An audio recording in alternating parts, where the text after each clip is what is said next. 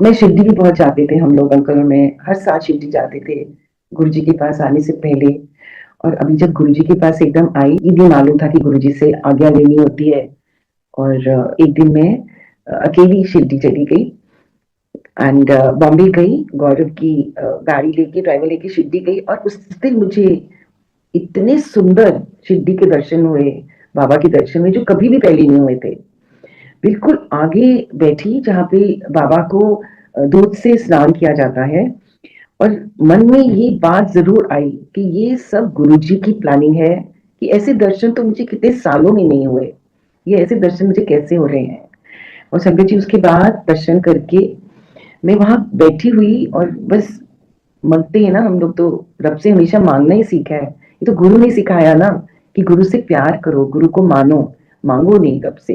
तो हम तो मांगते ही थे और बस बैठे यही बोलो, बाबा मेरी झोली भर दो, बाबा मेरी झोली भर दो। और जब मैं वापस आई गुरु जी के पास, गुरु के दर्शन करने आई, जैसे उनके चरण स्पर्श किए, गुरु जी कहते हैं कितनी गई सी। और मैं घबरा गई, चुप, कि मैंने तो कुछ बोला ही नहीं इनको, ये गुरु जी को कैसे पता है। कहते आंटी तेरा कल्याण कर देता। मैंने कहा गुरु जी चरणों के पास रखना। गुरु जी कहते जा आंटी तेरा कल्याण कर देता। मैंने फिर वही बोला, गुरु जी अपने चरणों के पास रखना। फिर गुरु जी ने बोला आंटी तेरा कल्याण हो गया। मैंने संगत जी फिर वही बोला, गुरु जी अपने चरणों से कभी दूर नहीं करना। संगत जी ये जो मैंने बोला, ये भी मेरे गुरु ने ही बुलवाया मुझसे, कि मैं हमेशा गुरु जी के चरणों का ध्यान करती थी।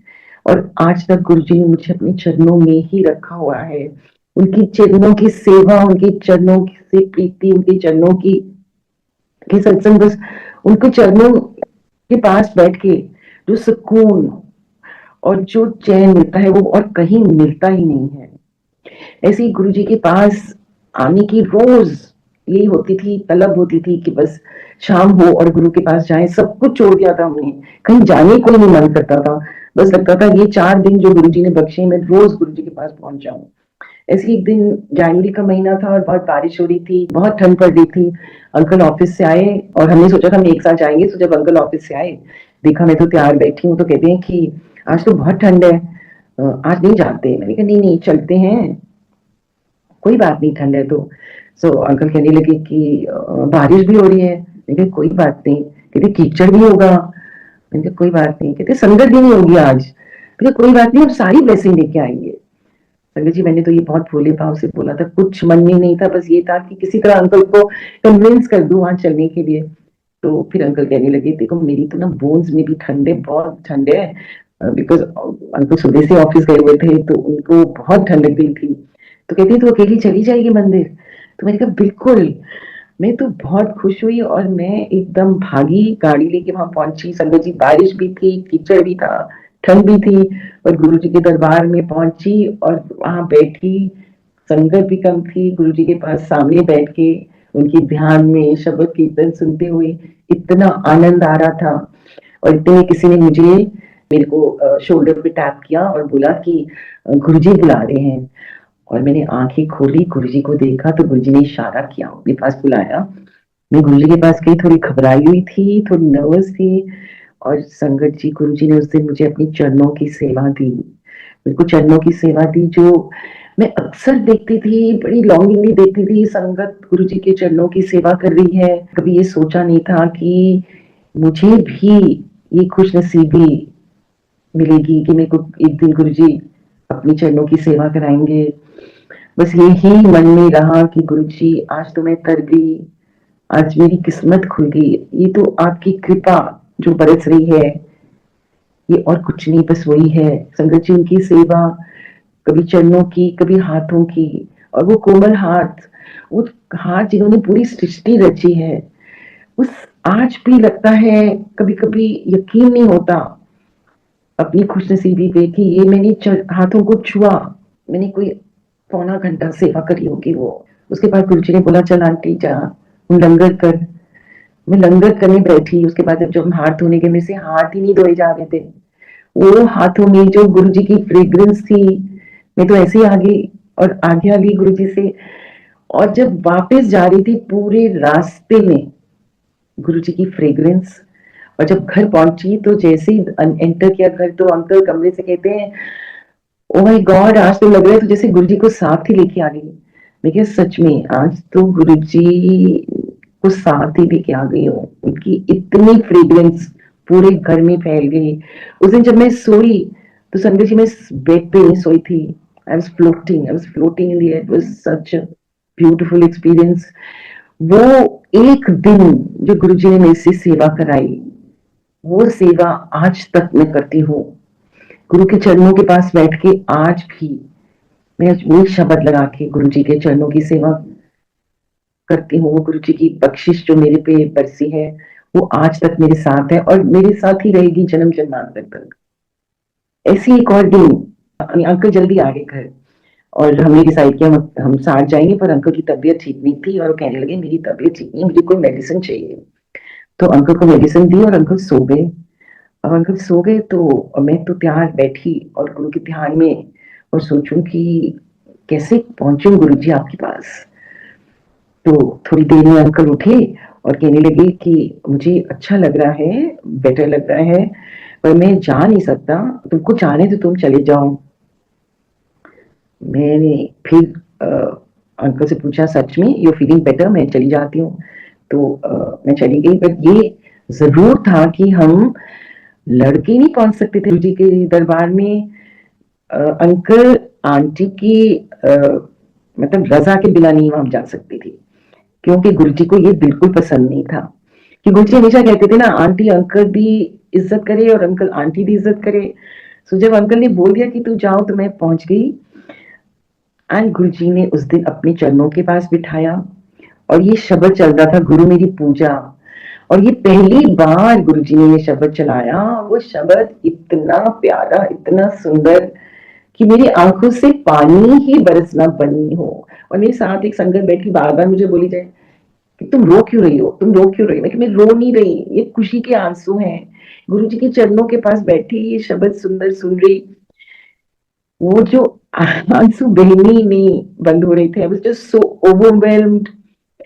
उस दिन समझ आई कि गुरु के पास जब श्रद्धा और भाव से आप जाते हैं ना, तो गुरु आपको अपनी बाहों में ले लेते, अपनी शरण में, और इतना प्यार बरसाते हैं। संगत जी, मुझे आज भी कोई फ्रेग्रेंस नहीं गुरु जी कि मुझे कभी, बहुत कम गुरु जी के स्वप्न दर्शन होते हैं। कहीं नहीं दिखते, सबको दिखते हैं, यहाँ गुरु जी दिख रहे हैं, वहां गुरु जी दिख रहे हैं, मुझे कहीं नहीं गुरु जी दिखते। पर मेरी गुरु प्रैक्टिकल गुरु हैं। वो हर पल मेरे साथ हैं। हर पल मुझे ये एहसास दिलाते हैं कि मैं तेरे अंग संग हूँ, मुझे गिरने नहीं देते। मैं गिर भी जाऊं संगत जी, मैं इतनी बार ऐसे हुआ है कि मैं चलते चलते, जैसे कोई एक बार एक बच्चा मेरे आगे आ गया और मैं इतनी जोर से गिरी, मेरी फैमिली मेरे साथ थी। उन्होंने सोचा कि इसको तो बहुत चोट लगी होगी, पर मैं खड़ी होगी, कुछ नहीं हुआ। एक बार मेरी पूरी साइड में आग ने पकड़ लिया, किचन में मेरे कपड़ों को आग लग गई, पर मेरे को छुई नहीं। मतलब गुरु जी ने ऐसे संभाला हुआ है, ऐसे लगता है जैसे उनकी प्यार की बाहें एकदम संभाल के, हाथ पकड़ के गुरुजी चलाते हैं हर पल हमको। मैं आपको एक सत्संग चलाऊंगी जो 14 मई 2007 में हुआ था। उस दिन मंडे था और गुरुजी उस दिन मंडे को हम मंदिर आते थे, उस दिन गुरुजी मंदिर में आए हुए थे। ये तो 2007 में 14 की बात है। 2 हफ्ते बाद गुरुजी ने चोला भी छोड़ दिया था। तो ये महाराज के साथ मेरा लास्ट जो डायलॉग हुई और जो बड़े सुंदर दर्शन हुए। गुरुजी लॉन में बैठे हुए थे, तो उनको चरण छू के हम आके बाहर बैठ गए और मैं वेट कर रही हूँ कि गुरुजी अपने पास बुलाएंगे, अपने पास बुलाएंगे, गुरुजी बुला लो प्लीज, बुला लो। तो इतने में आवाज आती है, चांटिंग आंटी, चांटिंग आंटी, और मैं भागती हूँ, कहती हैं कि गुरुजी बुला रहे हैं। और जैसे ही मैं अंदर गई तो गुरुजी कहते हैं, चल आंटी सत्संग कर। अब जैसे ही गुरुजी ने मुझे बोला सत्संग कर, तो मैं इतनी नर्वस हो गई, मुझे समझ नहीं आई कुछ। और मैंने बोला, गुरुजी मैं कुछ महीने से आपके पास। गुरुजी कहते ना आंटी इंज नहीं कहीदा, ये जन्मा का साथ है। और संगत जी, सच में मुझे पहले कभी भी कोई बोलता था ना जब जैसे ही मैं गुरुजी के पास आई तो मैं इतनी, गुरुजी ने अपने साथ कनेक्शन बना, इतनी जुड़ गई थी उनके साथ कि मुझे कोई पूछता था कि तुम गुरुजी को कब से जानती हो, तो मैं सबको यही कहती थी और दिल से कहती थी कि ये मैं जन्मों से जानती हूँ। और जब गुरु मेरे से पूछ रहे हैं सत्संग कर, तो मैं पता नहीं कैसे मुझसे निकला, क्योंकि शायद गुरुजी से सुनना था कि ये जन्मों का साथ है, तो वो एक जैसे एक सहारा मेरा बना, और आज तक है कि गुरुजी हाँ हमारा तो जन्मों का साथ है। उस दिन मैंने फिर गुरुजी को ये भी कहा कि गुरुजी मैं आपका अब मंदिर बनाऊंगी। तो संगत जी घर में मेरे बुद्धिज्म का पूरा मंदिर बना हुआ था बेसमेंट में। एंड गुरुजी मुझे एक दिन कहते हैं कि परे कर बुद्धिज्म लो। तो मेरी समझ में आया कि नीचे गुरुजी के पास तो मैं जाती हूँ और पूरा गुरुजी के साथ जुड़ गई हूँ, पर वो तो अभी तक है नीचे। तो मैंने उस दिन गुरुजी को जब बोला गुरुजी मैं आपका वहां मंदिर बनाऊंगी, तो गुरुजी ने बड़ी स्वीट स्माइल दी और बोला देखिए फिर होते अमृत ही अमृत।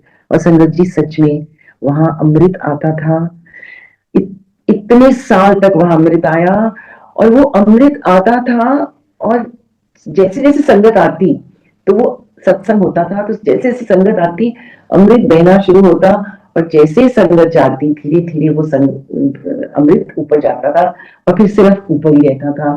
तो ये गुरुजी ये एहसास दिला रहे थे कि सारी संगत में ब्लेस कर रहा मैं, है ना। सोची अमृत सिर्फ तेरे वास्ते ही आ रहे थे, मेरी पूरी संगत जो ध्यान दिए वो सबके लिए है, और ये तो है ही गुरुजी सबका भला करते हैं, सब पे अपनी कृपा और अपनी कृपा दृष्टि उनकी सब पर रहती है और हमेशा ही रहेगी।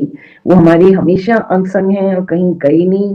गुरुजी ने मंदिर बनवाया इतना सुंदर, वो एक जन्नत बनी है मेरे लिए जैसे। तो जब ये मंदिर बना सारी संगत, तब तक गुरुजी ने चोला भी छोड़ दिया, पूरी संगत ने मिलके वो मंदिर बनाया। हम लोग बहुत टूट गए थे, तो हम लोग ने सबने मिलके, किसी ने गुरु जी का स्वरूप वहां लगाया, किसी ने चोला गुरु जी का बनाया, मतलब पूरा इतना सुंदर दरबार सज गया। और जब पहला सत्संग वहां करना था तो मैं बहुत नर्वस थी। तो मैं अपनी सिस्टर रीटा, जिसका मैंने पहले नाम लिया था, जो शिवपुरा पढ़ती थी, उसको मैंने बुलाया कि तुम आके मेरा थोड़ा हेल्प करना, मैं बहुत नर्वस हूँ। और संजय जी मैं ये जरूर शेयर करूंगी कि जब मैं इसको गुरुजी के पास लेके गई थी, तो गुरुजी इसको जैसे वे सीढ़ियों से नीचे उतरे थे, गुरुजी इसको देखते ही कहते हैं ए कि एते हैगी शिव भगत और तू हैगी नास्तिक। और मैंने कहा नहीं गुरुजी मैं नास्तिक नहीं, मैं तो आपकी भगत हूँ। तो हंसने लगे, कहने लगे रहने दे, चांटिंग कर दी सी तो गुरुजी ने इसको देखिए बोला कि तू शिव भगत है। वो कितनी बड़ी बात है कि साक्षात महाशिव किसी को बोले कि ये मेरी भगत है। तो इसको मैंने बुलाया अपने पास, पर ये मानती थी गुरु जी को, पर कहती थी शिव जी हैं, गुरु जी हैं, बिकॉज इसने सारी उम्र शिव जी की भक्ति की थी। तो ये गुरु जी को गुरु जी मानती थी और शिव जी को शिव जी मानती थी। अब जब इसको ये आई यहाँ पे, तो ये रात को आई मेरे पास, सुबह जब मैं उठी और मैं उठ के ऊपर बाहर आई तो ये सीढ़ियों पर बैठी हुई। तो मैंने कहा क्या हुआ? कहती है कि आज गुरु जी मेरी ड्रीम में आके मुझे कहते हैं देख फिर इतने ओम नमो शिवाय शुरू कर आता ना। तो मैंने कहा इसका मतलब क्या? कहती है कि क्योंकि जब जब भी मैं तुम्हारे घर आती थी, कभी चांटिंग हो रही होती नीचे, तो मैं ऊपर तुम्हारे मंदिर में, छोटा मेरा मंदिर एक है ऊपर मेरे बेडरूम के बाहर, तो वहां कहती है बैठ के शिव जी को कहती थी कि शिव जी ये चांटिंग क्यों करती है, ये ओम नमो शिवाय क्यों नहीं कर सकती? तो पर मैंने गुरु जी को तो कभी नहीं बोला था। तो मैंने कहा इसका मतलब क्या हुआ? कहते समझ गए, इसका मतलब गुरु ही शिव है, शिव ही गुरु है। ऐसे ये तो शिवपुरा में हर बार बोला जाता है शिव ही गुरु है और गुरु ही शिव है। तो ऐसे वहां पे गुरु जी ने सत्संग शुरू कराए, और गुरु जी मेरी ड्रीम में भी आके ऑथेंटिकेट करते हैं, हर बात ऑथेंटिकेट करते हैं। और मैं सो रही हूँ और मेरे को ड्रीम दर्शन हो रहे हैं, और मैं उठती हूँ अपने बेड से और देखती हूँ इतनी फ्रेग्रेंस चारों तरफ, और मैं कहती हूँ गुरुजी इतनी फ्रेग्रेंस, और देखती हूँ सामने गुरुजी खड़े हुए, और मैं कहती हूँ गुरुजी आप, और मैं गुरुजी को ऐसे पकड़ के नीचे ले जाती हूँ, मैं गुरुजी चलो आपको मंदिर में ले जाऊं। तो संगत जी सच में मेरे को वहां दिखते नहीं है, पर मुझे पता है और मुझे हर पल महसूस होता है कि मेरा गुरु वही है, मेरे गुरु वही विराजमान है, वो कहीं नहीं गए। सत्संग शेयरिंग की इम्पोर्टेंस तो बहुत है, जैसे अंकल ने बोला कि मुझे बहुत बार बोला गया, पर वही बात है कि लगता है कभी-कभी कि हम बार-बार वही सत्संग अपने रिपीट कर रहे हैं। पर गुरुजी कहते थे कि सत्संग करना और सत्संग सुनने भी बहुत ब्लेसिंग है। और ये बात मुझे कि बार-बार सत्संग करना अपना ये और सुनाना, ये मुझे एक आंटी ने एक बार सत्संग सुनाया। वो कहती है वो गुरुजी के सामने बैठी हुई और एक आंटी को गुरुजी ने बोला कि सत्संग कर। तो कहती जब वो आंटी ने सत्संग शुरू किया तो मैं सामने बैठी हुई और सोच रही हूँ कि ये सत्संग तो मैंने बहुत बार सुना हुआ है। तो कहती है मैंने अपने मन में मूल मंत्र करना शुरू कर दिया। तो कहती है जब मैं मूल मंत्र कर रही हूँ तो गुरु महाराज अंतर्यामी, उनको तो पता है सामने बैठे, वो कहते हैं आंटी सत्संग सुन। तो कहती है मैंने कहा कि कहते हैं जितनी बार सुनोगे उन्नी बार अच्छा है, सुनान वाले वास्ते भी सुनन वाले वास्ते भी। तो संगत जी ये सोच के बहुत अच्छा लगा कि अगर बार बार भी करते हैं हम तो ये इसमें हमारा नहीं हमारा सबका भला, जो हम साथ आज एक साथ बैठ के ये सत्संग सुन रहे हैं, ये सत्संग कर रहे हैं, इस सब में हमारा बहुत ही भला है। जब चोली में थे तब भी अपने ऊपर सबके कष्ट लेके सबको ठीक करते थे। आज भी गुरु महाराज यही कर रहे हैं। और उस दिन भी गुरु महाराज ने पता नहीं हमारे क्या कष्ट काटे और सारा कष्ट अपने पे ले लिया। इस स्वरूप का भी एक सत्संग है संगत जी, वो स्वरूप कैसे आया हम यहाँ पे। एक दिन मुझे एक आंटी, हम जब मंदिर में सेवा कर रहे थे, आंटी कहती है कि गुरु जी कह रहे हैं कि तू ए स्वरूप लगा अपने मंदिर में। और वो स्वरूप गुरु जी का जिसको हम यंग गुरु जी कहते हैं, वो तब उन दिनों में, ये कोविड से पहले की 2017 की बात सुना रही हूँ, वो गुरु जी के कमरे में लगा हुआ था बड़े मंदिर में। तो मुझे वो कहती है कि गुरु जी कह रहे हैं ये स्वरूप लगा, और मैंने सुना और मैं सोचूं कि मेरे मंदिर में तो पूरी दीवारों में स्वरूप लगा और वो स्वरूप में कहाँ लगाऊं। उसने फिर मुझे एक बार बोला कि आंटी ने कि वो स्वरूप लगा, गुरु जी कह रहे हैं उन्होंने क्या स्वरूप लगाए। तो फिर भी सुना और फिर सोचूं अब क्या करूं। तो जब तीसरी बार आंटी ने बोला, मुझे लगा गुरुजी भी 3 बार कहते थे, कि तीसरी बार आंटी कहती है गुरु के अंदर इन्हें मेरा यंग स्वरूप पसंद नहीं है। तो मुझे लगा कि नहीं अब तो कुछ बात है, ये तो कुछ करना ही पड़ेगा। तो संगत जी मैं थर्सडे की सेवा में जब एक दिन एक आंटी के साथ शेयर करी थी, वो तब बॉम्बे मंदिर बन रहा था और बॉम्बे के मंदिर में जो स्वरूप लग रहा था, वो आंटी ने मुझे वो स्वरूप दिखाया कि देखो बॉम्बे के मंदिर में ये स्वरूप लग रहा है, वो जो नया मंदिर बॉम्बे में बन रहा है। जब मैंने वो स्वरूप देखा मैंने कहा ओ गुरु जी तो मुझे कह रहे हैं ये स्वरूप लगाने के लिए, मैं तो मुझे ये स्वरूप बनवाना है, अब जरूर बनवाऊंगी। तो वो आंटी कहने लगी तुम्हें ये स्वरूप चाहिए, मैंने कहा हाँ बिल्कुल चाहिए। तो ये स्वरूप तुम्हारे तक वो पहुंच जाएगा। और वो स्वरूप हमारे घर पहुंच गया, वो भी एक अंकल लेके आए, वो स्वरूप पहुंचा। अब वो स्वरूप समझ गए हमें कहाँ लगाए हम। अब अंकल मैं सोच रहे हैं कि अब सत्संग आने वाला है, अब ये स्वरूप कहाँ लगाए हम। तो मेरे को देखो गुरुजी की गाइडेंस और गुरुजी कैसे आपको पल पल गाइड करते हैं। एक मेरी कॉल आती है मेरे नेबर के घर से, मेरे घर के पीछे रहती हैं ये आंटी, उन्होंने मुझे फोन किया, मुझे कहती हैं कि मैंने बहुत सुंदर एक ड्रीम देखी कि आपके घर में सत्संग हो रहा है और आपने कोई स्वरूप नया लगाया है। तो मैंने कहा नहीं अभी तो नहीं लगाया। कहते बहुत सुंदर स्वरूप लगा हुआ है और गुरुजी भी बैठे हुए हैं और गुरुजी बहुत खुश हो रहे हैं, बहुत संगत आई है। तो पहला यही था कि वो स्वरूप कहाँ लगा था। कहते उसके आगे जोत जली हुई थी। तो संगत जी वो स्वरूप भी गुरु महाराज ने वहां लगवाया और वो स्वरूप पे गुरु जी ने सारा कष्ट अपने ऊपर ले लिया। गुरु जी की मेहर हम पे हर पल है, हर समय है। बस हमको लेना आना चाहिए, उनकी ब्लेसिंग्स हमको लेने आनी चाहिए।